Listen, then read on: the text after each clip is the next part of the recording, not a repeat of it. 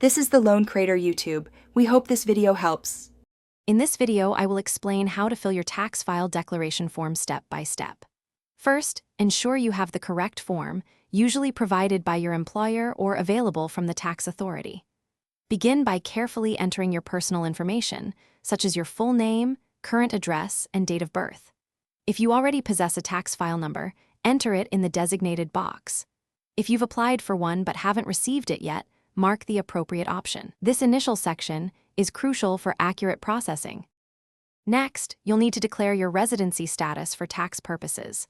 Most individuals will select Australian resident if they live here permanently. Then, consider claiming the tax-free threshold.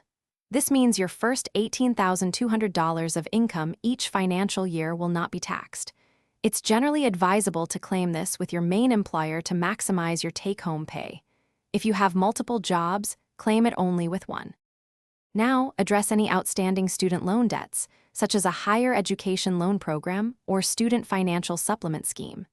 If you have one, your employer will withhold extra tax to help cover your repayment obligations. This ensures you're contributing towards your debt throughout the year. Also, if you have other income sources, like a second job, where you haven't claimed the tax-free threshold, you'll need to indicate that here. Finally, it's time to review and submit your form. Take a moment to carefully read through every section, double-checking all the information you've entered for accuracy. Once you are certain everything is correct, sign and date the declaration. This confirms that the details you've provided are true and complete.